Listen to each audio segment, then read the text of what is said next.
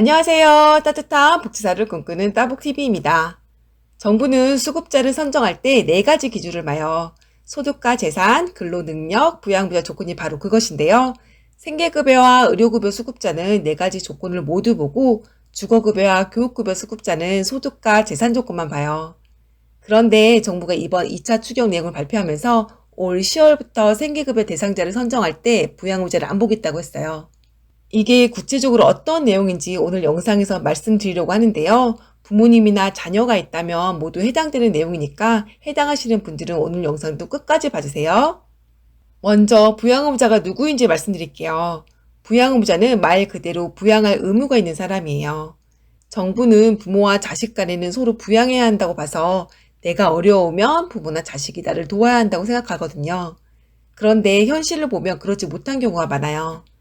부모, 자녀 간에 연락이 끊겨서 서로 어디 사는지 모르는 경우도 있고 사이가 나빠서 남보다 못한 경우도 있어요. 그런데 이런 경우가 아니더라도 요즘은 각자 사는 시대여서 부모도 자신의 노후 준비하느라 바쁘고 자식도 자기 살 길 찾느라 바쁘죠. 정부도 이런 상황들을 잘 알고 있어서 그동안 부양의무자 기준을 조금씩 완화했어요. 우선 주거급여, 교육급여 수급자는 부양의무자 조건을 안 봐서 부모, 자녀가 잘 살아도 지원받을 수 있고요. 생계급여 수급자는 작년부터는 수급자가 중증장애인일 경우, 올 1월부터는 수급자가 노인 한부모일 경우로 부양의무자 폐지 대상을 점점 더 확대했어요. 그리고 올 10월부터는 모든 가구에게서 부양의무자를 안 보겠다고 하는데요. 여러분 중에 부모님이나 자녀 때문에 생계급여 수급자에서 탈락하셨던 분들 계시다면 다시 한번 신청해 보세요. 또 부양의무자 조건이 폐지되면서 수급자를 신청할 때 부양의무자에게 받아야 했던 부양의무자 금융정보 이용 동의서도 안 받아도 돼서 이에 대한 부담도 좀 적어질 거예요. 이전에는 수급자를 신청할 때 이런 서류를 받아야 해서 수급자 조건이 돼도 수급자 신청을 포기하신 분들 계셨거든요. 그래서 부모님이나 자녀와 사이가 안 좋거나 서로 간에 연락을 안 한 지 오래돼서 동의서 받기가 어렵거나 사이는 좋지만 이런 금전적인 것을 말하기는 좀 불편하셨던 분들은 이제 부양의무자에게서 동의서를 안 받아도 되니까 좀 나을 거예요. 또 현재 수급자 중에서 부모님이나 자녀 때문에 수급비가 깎였던 분들은 수급비가 올라요. 제가 아까 정부는 어떤 분의 생활이 어려우면 그분의 부모와 자녀가 그분을 도와야 한다 이렇게 생각한다고 하셨죠. 그래서 부양의무자 소득이 지금 보이는 금액보다 많으면 차액의 10%를 수급비에서 차감했어요. 이 10%를 부양비라고 하는데요. 정부는 이 정도 금액은 부양의무자가 수급자를 부양하는 돈으로 써야 한다고 봐요. 내가 돈을 벌며 일정 부분 수급자에게 줘야 하는 그야말로 부양 의무자인 거죠. 예를 들어 자녀가 한 달에 250만 원을 벌면 기준 금액인 182만 원보다 68만 원이 더 많아요. 이 금액의 10%, 그러니까 6만 8천 원을 수급비에서 깎아요. 이걸 다르게 말하면 수급자분의 소득이 6만 8천 원 있다고 보는 건데요. 이 금액을 수급자가 실제로 받았는지 안 받았는지와 상관없이 수급자의 소득으로 보니까 수급자분이 부양의무자에게 이 금액을 매달 잘 받고 있다면 모르겠지만 그게 아니라면 만져보지도 못한 돈 때문에 수급비가 깎이는 거예요. 만약 6만 8천 원을 받지도 않았는데 수급자에서 탈락하게 됐다면 그것만큼 억울한 일도 없을 것 같아요. 이 때문에 수급자 이상으로 어려운 분들도 수급자가 되지 못했고요. 수급자인 분들도 자녀 소득이 올라서 수급자에서 탈락한 분들 많았어요. 자녀가 혹시나 좋은 곳에 취업하거나 월급이 오를까봐 조마조마하신 분들도 많고요. 그럼 제가 여러분의 이해를 돕기 위해서 예를 한번 들어볼게요. 내가 1인 가구이고 내 소득과 재산이 하나도 없다고 해볼게요. 그럼 내가 받을 수 있는 수급비는 54만 8천 원이 되겠죠. 그런데 이번에 혼자 사는 1인 가구 자녀가 취업해서 250만 원을 벌게 됐어요. 그럼 자녀의 부양비가 6만 8천 원이니까 54만 8천 원에서 6만 8천 원을 빼면 내 수급비가 48만 원이 돼요. 월급 250만 원인 자녀가 2명이라고 하면 수급비는 41만 2천 원으로 더 줄게 되고요. 만약 자녀가 255만 원 이상 벌면 난 수급자에서 탈락해요. 그런데 부양의무자가 폐지되면 부양비가 없어지니까 자녀 소득 때문에 수급비가 줄었던 분들은 수급비가 그만큼 늘게 돼요. 자녀가 255만 원보다 많이 벌어도 수급자에서 탈락하지 않고요. 그래서 부양의무자가 있는 수급자분들은 이전보다 상황이 많이 나아지게 되는데요. 여기에서 유의할 점이 있어요.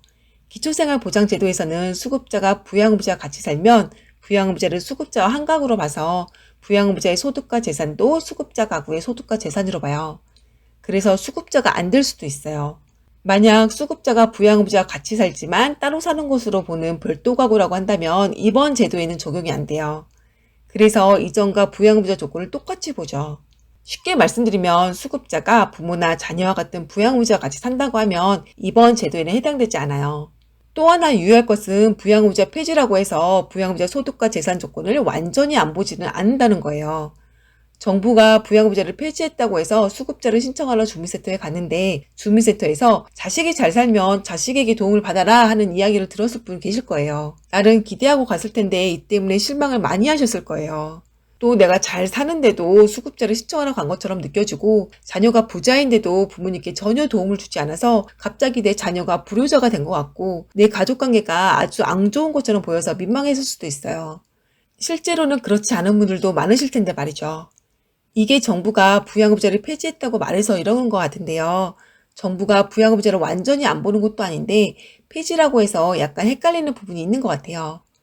부양의무자라고 하더라도 연소득 1억이 넘거나 재산 9억이 넘으면 이전처럼 부양의무자 조건을 봐서 사실상 수급자 되기가 어려운데 말이죠.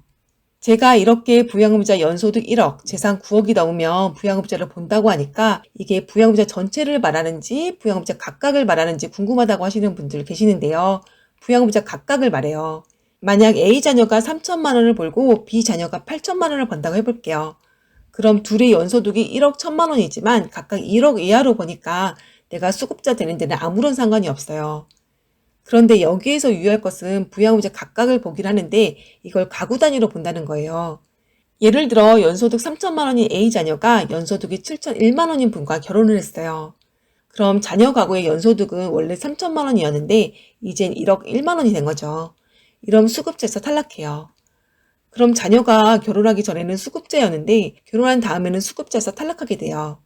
만약 외벌이였던 자녀 가구가 이번에 맞벌이를 하면서 연소득이 1억이 넘게 됐거나 부모님이 오랫동안 계속 같은 집에 살고 있었는데 갑자기 집값이 많이 올라서 공시지가가 9억이 넘었으면 부양의무자 가구의 가구원이 몇 명인지와 상관없이 수급자에서 탈락해요. 그런데 지금 현재 수급자인 분 중에서 부양의무자가 결혼한 딸인 경우에는 결혼한 딸 가구에 금융재산 2억이 있냐 없냐에 따라서 수급자의 여부가 달라져요. 이 경우는 부동산이 많아도 금융재산이 2억보다 적으면 수급자가 될 수 있는데요. 이번에 새로 바뀐 부양의무자 제도는 재산을 보는 기준이 이전과 다르거든요. 이런 경우는 현재 수급자에서 탈락한 다음부터 지금 제도를 적용하겠다고 하니까 이 점 참고해 주세요. 오늘은 10월부터 생계급여 부양의무자가 폐지된다는 게 어떤 내용인지 말씀드렸어요. 부모나 자녀가 있는 수급자분이나 수급자를 신청하려고 하신 분들에게 도움이 되었으면 좋겠네요. 그럼 오늘은 여기까지 하고 다음 시간에 또 뵙는 걸로 할게요. 남은 하루도 좋은 하루 보내세요.